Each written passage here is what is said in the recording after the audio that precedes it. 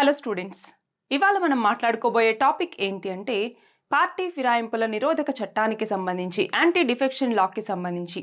అయితే రీసెంట్గా ఏమైంది అంటే ఆమ్ ఆద్మీ పార్టీకి సంబంధించినటువంటి రాజ్యసభ ఎంపీస్ కొంతమంది బీజేపీలోకి జాయిన్ అవ్వటం జరిగింది.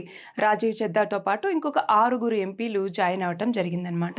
సో ఈ నేపథ్యంలో యాంటీ డిఫెక్షన్ లా వర్తిస్తుందా లేదా అన్నటువంటిది ఇప్పుడు చర్చనీయాంశంగా మారింది. ఆ నేపథ్యంలో అసలు యాంటీ డిఫెక్షన్ లా అంటే ఏంటి, దీనికి సంబంధించినటువంటి కాన్స్టిట్యూషనల్ ప్రొవిజన్స్ ఏంటి, ఆర్టికల్స్ ఏమేమి ఉన్నాయి, దాంట్లో ఉన్నటువంటి ఆబ్జెక్టివ్స్ ఏంటి అసలు, అలాగే ఈ యాంటీ డిఫెక్షన్ లాకి ఏమైనా ఎక్సెప్షన్స్ ఉన్నాయా, ఇవన్నీ కూడా మనం తెలుసుకోవాల్సిన అవసరం ఉంది. అయితే ఫస్ట్ ఆఫ్ ఆల్ దీని కంటెక్స్ట్ ఏంటి అన్నటువంటిది చూస్తే, రీసెంట్గా పొలిటికల్ డిఫెక్షన్స్ అన్నటువంటివి పెరుగుతూ ఉన్నటువంటి నేపథ్యంలో యాంటీ డిఫెక్షన్ లా అన్నటువంటిది చాలా ప్రాముఖ్యతని సంతరించుకుంది. అయితే రీసెంట్గా ఎమ్మెల్యేస్, ఎంపీస్ చాలామంది కూడా ఇలా పార్టీషిప్ తోటి ఉన్నటువంటి నేపథ్యంలో యాంటీ డిఫెక్షన్ లా అన్నటువంటిది ఇప్పుడు క్రిటికల్ క్వశ్చన్గా మారిందనమాట. దీనికి చాలా లూప్ హోల్స్ అన్నటువంటివి ఉన్నాయి, అలాగే దీనివల్ల బెనిఫిట్స్ అన్నటువంటివి అంతే ఉన్నాయి. సో మరి అసలు యాంటీ డిఫెక్షన్ లా అంటే ఏంటి? మనం పార్టీ ఫిరాయింపుల నిరోధక చట్టం అంటూ ఉంటాము. అంటే మనం ఫస్ట్ ఆఫ్ ఆల్ చూడండి, 1985వ సంవత్సరంలో మనకి ఒక కాన్స్టిట్యూషనల్ అమెండ్మెంట్ యాక్ట్ని తీసుకురావటం జరిగింది. అదే 52వ కాన్స్టిట్యూషనల్ అమెండ్మెంట్ యాక్ట్. సో దీనిని తీసుకురావటం ద్వారా మన రాజ్యాంగంలో 10వ షెడ్యూల్లో ఈ యొక్క యాంటీ డిఫెక్షన్ లాని ఇంక్లూడ్ చేయటం జరిగింది. సో పార్టీ ఫిరాయింపులు పెరిగిపోతూ ఉన్నాయి అన్నటువంటి నేపథ్యంలో వాటిని నిరోధించాలి, మన యొక్క డెమోక్రసీని మనం కాపాడుకోవాలన్నటువంటి లక్ష్యంతో దీన్ని తీసుకొచ్చారు. ఎన్నవ షెడ్యూల్లో? 10th షెడ్యూల్లో. సో దీని ద్వారా పొలిటికల్ డిఫెక్షన్స్ని స్టాప్ చేసి గవర్నమెంట్ స్టెబిలిటీని ఇంక్రీజ్ చేయాలన్నటువంటి దీని యొక్క ముఖ్య ఉద్దేశం అనమాట. సో ఇది ఇటు పార్లమెంట్కి, ఇటు స్టేట్ లెజిస్లేటివ్ అసెంబ్లీస్కి రెండింటికి కూడా వర్తిస్తుంది. ఓన్లీ పార్లమెంట్కి మాత్రమే అన్నటువంటిది ఏం లేదనమాట. కాన్స్టిట్యూషనల్ బేసిస్ చూడండి, ఆర్టికల్ 102 క్లాస్ 2 అన్నటువంటిది పార్లమెంట్కి సంబంధించి ఈ డిఫెక్షన్స్ని నిరోధించటానికి. అదే స్టేట్ లెజిస్లేచర్స్కి సంబంధించి అయితే ఆర్టికల్ 191 క్లాస్ 2 అన్నటువంటిది. సో ఈ లాని మరింత స్ట్రెంథెన్ చేయాలి అన్నటువంటి ఉద్దేశంతో 2003వ సంవత్సరంలో ఒక కాన్స్టిట్యూషనల్ అమెండ్మెంట్ యాక్ట్ని తీసుకొచ్చారు. అదే 91st కాన్స్టిట్యూషనల్ అమెండ్మెంట్ యాక్ట్ అన్నటువంటిది. సో అప్పుడు ఏమవుతుంది అంటే అంతకుముందు స్ప్లిట్ అన్నటువంటిది ఉండేదన్నమాట. అంటే 1/3 మెంబర్స్ కనుక వేరే పార్టీలోకి జాయిన్ అవుతే వాళ్ళకి యాంటీ డిఫెక్షన్ లా అన్నటువంటిది వర్తించదనమాట. అంటే ఫిరాయింపులు చేశారు అన్నట్టుగా వాళ్ళకి వర్తించవు. సో దాన్ని ఇంకొంచెం కఠినతరం చేసి ఆ స్ప్లిట్ని కాస్త మర్జర్ కిందికి తీసుకొచ్చారనమాట.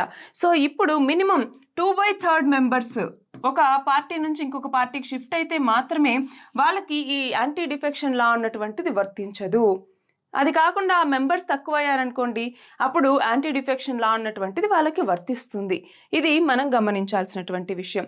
అయితే ఈ యాంటీ డిఫెక్షన్ లాని తీసుకొచ్చారు, దీనివల్ల బెనిఫిట్స్ ఏంటి, అసలు దేనికోసం దీన్ని తీసుకొచ్చారు, ఆబ్జెక్టివ్స్ ఏంటి చూడండి. ఒకటి, పొలిటికల్ స్టెబిలిటీ అన్నటువంటి తీసుకురావటం కోసం. సో ఇలా మెంబర్స్ ఒక పార్టీ నుంచి ఇంకొక పార్టీకి వెళ్ళటం ద్వారా అక్కడ గవర్నమెంట్ కనుక కూలిపోవచ్చు, లేదంటే ఇన్స్టెబిలిటీ అన్నటువంటిది రావచ్చు. సో దాన్ని నిరోధించడానికి ఇది ఉపయోగపడుతుంది. అలాగే ఎలక్టోరల్ మ్యాండేట్ అంటే ఏంటి, ఓటర్లు ఒక పార్టీని చూసి కనుక ఒక వ్యక్తికి ఓటు వేసి ఉంటే, అదిగో ఈ పార్టీలో ఈ వ్యక్తి ఉన్నారు, సో మనకి అధికారంలోకి వస్తే ఇవన్నీ చేస్తారు, మంచి చేస్తారు అన్నటువంటి ఉద్దేశంతో అతనికి ఓటు వేసినప్పుడు, ఓటు వేసిన తర్వాత అతను గెలిచిన తర్వాత వేరే పార్టీలోకి వెళ్ళిపోతే అప్పుడు ప్రజల యొక్క ఆకాంక్షలు అన్నటువంటి వేస్ట్ అయిపోతాయి. అలాగే డిసిప్లిన్ అంటే ఏంటి, ఇక్కడ ఓట్స్కి సంబంధించి ఈ ఓట్లు వేసి గెలిపించినటువంటి ఒక వ్యక్తి తన యొక్క స్వప్రయోజనాల కోసం వేరే పార్టీలోకి వెళ్ళటం అన్నటువంటి తప్పు, దాన్ని నిరోధించడానికి ఇది ఉపయోగపడుతుంది. అలాగే కరప్షన్ అంటే ఏంటి, పర్సనల్ గెయిన్ కోసం ఒక పార్టీ నుంచి ఇంకొక పార్టీకి షిఫ్ట్ అవ్వాలి అనుకుంటే, లేదా పవర్ కోసం ఒక పార్టీ నుంచి ఇంకొక పార్టీకి షిఫ్ట్ అవ్వాలనుకుంటే దాన్ని నిరోధించటం కోసం ఈ పార్టీ ఫిరాయింపుల నిరోధక చట్టం అన్నటువంటిది ఉపయోగపడుతుంది. మరి ఈ చట్టానికి సంబంధించి ఒక్కసారి గ్రౌండ్స్ చూడండి. డిస్క్వాలిఫికేషన్ అంటే ఏ గ్రౌండ్స్ మీద ఈ ఫిరాయింపుల నిరోధక చట్టం అన్నటువంటిది ఒక పర్సన్కి వర్తిస్తుంది అన్నటువంటిది కనుక మనం తెలుసుకుంటే, ఒకటి, వాలంటరీగా ఆ పార్టీ మెంబర్షిప్ని కనుక వదిలేసుకున్నా, రెండవది ఓటింగ్, అంటే పార్టీకి ఒక విప్ అన్నటువంటి పర్సన్ ఉంటారు. ఇతను ఇదిగో దీనికి మనం ఇలా ఓటు వేయాలి, ఎస్ అనాలి లేదంటే నో అనాలి అనేసి కొన్ని ఇన్స్ట్రక్షన్స్ ఇస్తారనమాట. సో ఆ పార్టీ విప్కి అగెనెస్ట్గా ఓటింగ్ అన్నటువంటిది చేసినా లేదా ఆ ఓటింగ్ని అబ్స్టెయిన్ చేసినా, అంటే ఓటు వేయకుండా ఉండిపోయినా కూడా దానికి కూడా పార్టీ ఫిరాయింపు అన్నటువంటిది వర్తిస్తుంది. అలాగే ఇండిపెండెంట్ మెంబర్గా గెలిచి ఏదైనా పార్టీలోకి వెళ్ళారనుకోండి, అప్పుడు ఇది వర్తిస్తుంది. అలా కాకుండా నామినేటెడ్ మెంబర్ అనుకోండి, అతను గెలిచినటువంటి 6 నెలల తర్వాత, అంటే ఇక్కడ గమనించాలి 6 నెలల లోపు అతను ఏ పార్టీలో అయినా చేరొచ్చు. కానీ 6 నెలలు దాటిన తర్వాత ఏదైనా ఒక పార్టీలోకి చేరితే అతనికి కూడా ఈ పార్టీ ఫిరాయింపుల నిరోధక చట్టం అన్నటువంటిది వర్తిస్తుంది. ఇది మనం గమనించాలి. అయితే ఇక్కడ ఒక్కసారి చూడండి. సరే, ఈ చట్టానికి సంబంధించి కొన్ని ఎక్సెప్షన్స్ అన్నటువంటివి ఉన్నాయి. ఏంటి ఆ ఎక్సెప్షన్స్? ఒకసారి ఇక్కడ చూడండి. మర్జర్ అంటే ఏంటి? 2/3 వంతు గనక మెంబర్స్ ఒక పార్టీ నుంచి ఇంకొక పార్టీలోకి షిఫ్ట్ అయితే అప్పుడు వాళ్ళకి ఈ ఫిరాయింపుల చట్టం అన్నటువంటిది వర్తించదు. రెండవది వచ్చేసరికి మర్జ్ అవ్వకుండా అదే పార్టీలోనే ఉండాలి అనుకున్నటువంటి వాళ్ళకి కూడా ఈ పార్టీ ఫిరాయింపుల చట్టం అన్నటువంటిది వర్తించదు. అలాగే ప్రిసైడింగ్ ఆఫీసర్స్ ఎవరైతే ఉంటారో, అంటే రాజ్యసభ కావచ్చు, లోక్సభ కావచ్చు, ప్రిసైడింగ్ ఆఫీసర్స్ ఒక పార్టీకి చెందినటువంటి వ్యక్తి అయి ఉంటారు. సో ఒకవేళ అలా ప్రిసైడింగ్ ఆఫీసర్గా వచ్చిన తర్వాత, అంటే ఇప్పుడు రాజ్యసభకి చైర్మన్గా అయినా లేదా లోక్సభకి స్పీకర్గా అయినా కూడా అప్పుడు వాళ్ళ యొక్క సొంత పార్టీకి రాజీనామా చేశారనుకోండి, ఎందుకంటే మేము న్యూట్రల్గా ఉండాలనుకుంటున్నాం, ఒక పార్టీకి సంబంధించి ఉండాలనుకోవట్లేదు అనేసి వాళ్ళు కనుక రాజీనామా చేస్తే వాళ్ళకి కూడా ఈ డిఫెక్షన్ లా అన్నటువంటిది వర్తించదు. ఇది మనం గుర్తుపెట్టుకోవాలి. ప్రిసైడింగ్ ఆఫీసర్ కూడా ఇక్కడ వర్తించదు. అయితే ఇప్పుడు పార్టీ ఫిరాయింపులు అని అంటూ ఉన్నాము, దాన్ని ఎవరు డిసైడ్ చేస్తారు అసలు అంటే చూడండి, స్పీకర్ లేదంటే చైర్మన్.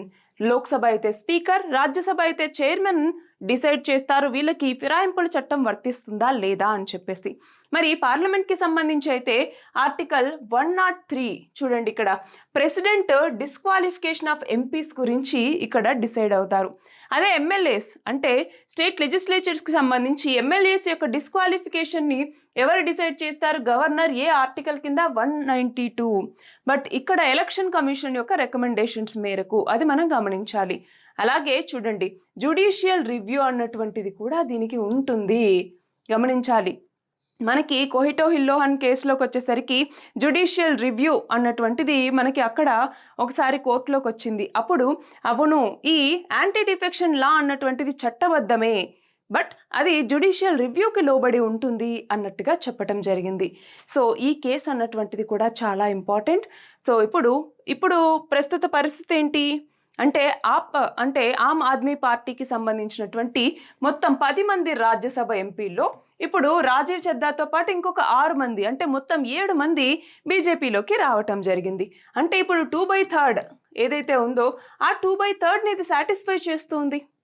మరి దీనికి సంబంధించి తుది నిర్ణయం ఎవరు తీసుకుంటారు అంటే రాజ్యసభ చైర్మన్ తీసుకుంటారు. మరి ఆ నిర్ణయం ఏమవుతుంది ఏంటి అన్నటువంటిది మనం చూడాలి. All the very best and thank you very much.